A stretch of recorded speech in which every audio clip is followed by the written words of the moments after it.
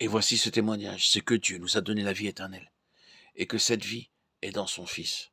1 Jean 5, 11. En demeurant en Christ, nous demeurons dans la vie.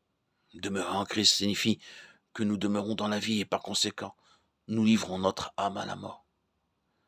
Quand nous livrons notre âme à la mort en désirant marcher avec Dieu, nous recevons en échange la vie. C'est pourquoi nous devons demeurer en Christ, pour que s'accomplisse l'œuvre de Dieu, comme pour le sarment sur le cep. Cette unité est donc une chose très importante pour chacun. Les problèmes et les difficultés de relation doivent nous conduire à mourir à nous-mêmes, et non pas à porter nos regards sur les autres. Nous devrions pouvoir dire, Seigneur, je ne veux pas de cette vie. Je n'ai aucune raison d'avoir quelque chose contre quelqu'un. Je livre cette âme à la mort, car cela ne t'honore pas. Malheureusement, beaucoup tolèrent ces situations. Ils restent en eux-mêmes, chantent ensemble des cantiques et disent Amen aux prières. Dans ce passage d'Apocalypse 12, au verset 4 et 5, il s'agit de l'enlèvement et de l'opposition farouche de Satan lui-même. Le dragon se tint devant la femme qui allait enfanter, afin de dévorer son enfant, lorsqu'elle aurait enfanté.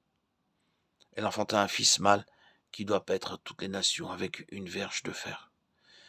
Et son enfant fut enlevé vers Dieu et vers son trône. Le mot mâle implique la virilité. Cette promesse avait été donnée à l'église de Thyatire, selon Apocalypse 2, verset 26. Qui est ce fils? L'expression un fils mâle, utilisée au singulier dans le verset 5 et employée au pluriel au verset 11 du même chapitre. Ils l'ont vaincu à cause du sang de l'agneau et à cause de la parole de leur témoignage. Et ils n'ont pas aimé leur vie jusqu'à craindre la mort. Ainsi, ils ont livré leur vie à la mort. Apocalypse 12, 11 parle des vainqueurs au temps de la fin et Apocalypse 15, 1 à 3 fait mention de leur histoire spirituelle constituée à travers les voies de Dieu, qu'ils déclarent justes et véritables en dépit des souffrances par lesquelles ils sont passés. Apocalypse 14, 1 à 5 concerne ceux vus par Jean sur la montagne de Sion. Ce sont des vainqueurs qui semblent avoir atteint une mesure spirituelle et une connaissance de Dieu, telle qu'ils seront des prémices pour Dieu et pour l'agneau. Il est possible que des responsabilités particulières leur seront confiées. Ces vainqueurs des chapitres 11, 12 et 14, 1 à 5 partageront le trône de Christ pendant le millénium. Apocalypse 3, 21. Ceux d'Apocalypse 7, 14 viennent de la grande tribulation. Ils se sont repentis. Ils ressusciteront au retour du Seigneur.